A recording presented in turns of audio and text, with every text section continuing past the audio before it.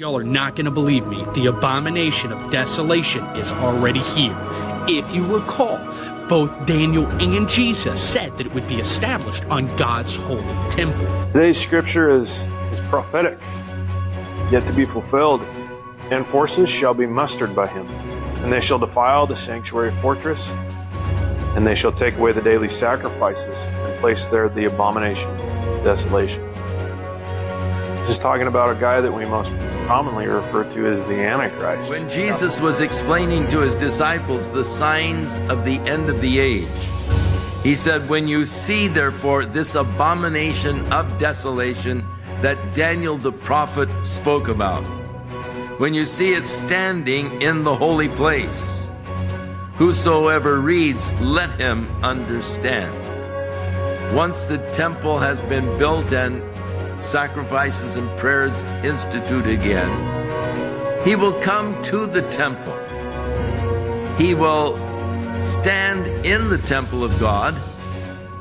He will come into the Holy of Holies, and there he will proclaim that he is God, and he will demand that they worship him as God. In the scriptures, the term abomination of desolation refers to cultural idols established by the government in places where they do not belong. I found it. I found the abomination of desolation. It's in the temple. I'll show you.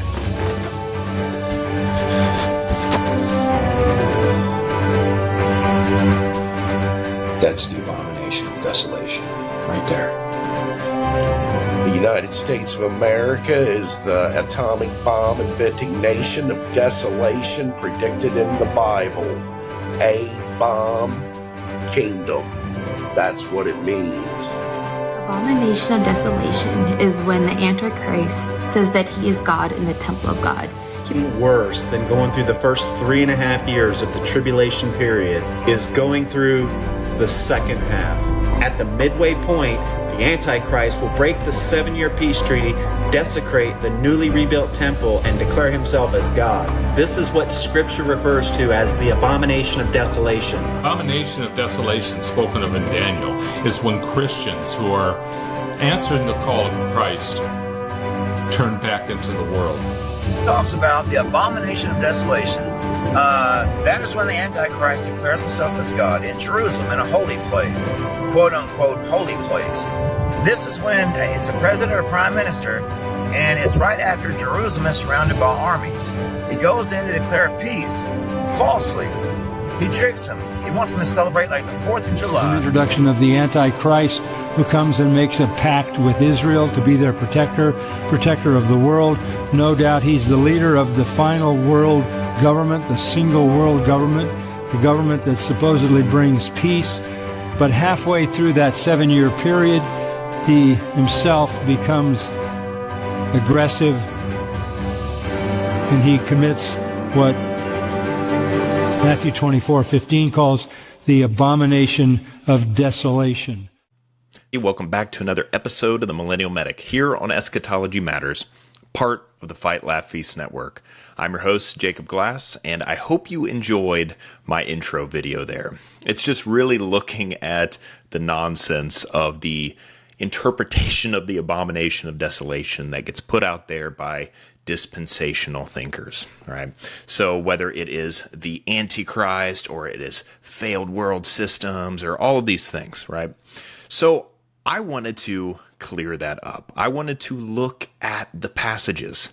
Let's look at them and let's derive an understanding of what it means through not only the context of the passage, but also the history of what has taken place. Because the abomination of desolation has already come, has already happened, and it happened in 70 AD when the Roman armies came upon the city of Jerusalem, and Titus went into the temple. They made sacrifices to Titus in the temple. That's what it stood for. And let's look at the text and let's look at some history here. So let me pull up Matthew 24. I think it's down to verse 15, which is the topic of our video here. It says, therefore, when you see the abomination of desolation, which was spoken of through Daniel the prophet, standing in the holy place, let the reader understand. Then those who are in Judea must flee to the mountains. Whoever's on the housetop must not go down to get the things out of his house, and whoever's in the field must not turn back to get his cloak. But woe to those women who are pregnant and those who are nursing baby in those days. Moreover, pray that when you flee, it will not be in the winter or the Sabbath. For then there will be a great tribulation, such as not occurred since the beginning of the world until now, nor ever will again. And if those days had not been cut short, no life would have been saved. But for the sake of the elect, those days will be cut short. And then he continues on, right? That's our applicable passage right now. And I do want to point out, as we scroll down to verse 34, he finishes all of these signs that the disciples are asking about. When is the temple going to be destroyed? What are the signs, and when is it going to happen? And in verse 34, he says, truly I say to you, this generation will not pass away until all these things take place. So right away, in the context of the passage, we have a timestamp. There's time constraints on the interpretation of this passage. It cannot have happened before, and it cannot happen after this generation. So common interpretations of this abomination of desolation, you might hear something like Antiochus Epiphanes, right? Well, does that fit the time constraint? So he did what he did in the temple in about 167 BC. That is not the generation of the first century Christians in the first century church. It does not fit. Other interpretations might be some Antichrist figure in our day or sometime out in the future. Does that fit the time constraint? Absolutely not. But there is certain person and a certain group of people who meet that time constraint. And it is the Romans, and it is under Titus. All right? So let me show you Luke's rendering of this same exact story. So in Luke 21, we're going to start in verse 20. But when you see Jerusalem surrounded by armies, then recognize that her desolation is near. Then those who are in Judea must flee to the mountains, and those who are in the midst of the city must leave, and those who are in the country must not enter the city, because these are the days of vengeance, so that all the things which are written will be fulfilled. Woe to those who are pregnant and those who are nursing babies in those days, for there will be great distress upon the land and wrath to this people, and they will fall by the edge of the sword, and will be led captive into all the nations, and Jerusalem will be trampled underfoot by the Gentiles until the times of the Gentiles are fulfilled. And then we go down, and it says the same thing in verse 32. Truly I say to you, this generation will not pass away until all these things take place. So what does Luke show us? Just as in the video I made on the rapture, where Luke really kind of gives us an understanding that Matthew might not have given us in some of his imagery, Luke again pounds right through that imagery and tells us exactly what he's talking about.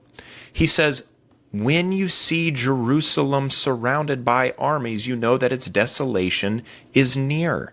And then he says, it's going to be trampled underfoot by the Gentiles. The desolation has to do with the destruction of the city, primarily the destruction of the temple. And when Titus goes in and stands in the place where he shouldn't, in the holy place, they make sacrifices to him. And let me show you that passage. But let me show you Josephus's words about when Titus entered the temple. This is from Josephus, Book 6, Chapter 6, Paragraph 1. And now the Romans, upon the flight of the seditious into the city, and upon the burning of the holy house itself, and of all the buildings round about it, brought their ensigns to the temple, and set them over against the eastern gate, and there did they offer sacrifices to them, and there did they make Titus imperator, with the greatest acclamations of joy. Titus and the Romans were the fulfillment of the abomination of desolation. The last one I wanted to look at is going back into Daniel 9. So Daniel 9 it's talking about the 70 weeks. And it gets to the point of looking at the abomination of desolation. So let's look at that, just because Matthew talks about as prophesied by Daniel the prophet. So let's look at that to make sure we check off all of our boxes here. All right. Daniel chapter 9, starting in verse 24. 70 weeks have been decreed for your peoples and your holy city to finish the wrongdoing, to make an end of sin, to make an atonement for guilt, to bring in everlasting righteousness, to seal up vision and prophecy, and to anoint the most holy place. So you are to know and to understand that from the issuing of the decree to restore and rebuild Jerusalem until Messiah the Prince, there will be 7 weeks and 62 weeks. It will be built again with streets and moat, even in times of distress. Then after 62 weeks, the Messiah will be cut off and have nothing, and the people of the prince who is to come will destroy the city and the sanctuary, and its end will come with a flood. Even to the end there will be war. Desolations are determined, and he will confirm a covenant with the many for 1 week, but in the middle of the week he will put a stop to the sacrifice and grain offering. And on the wing of abominations will come the one who makes desolate until complete destruction.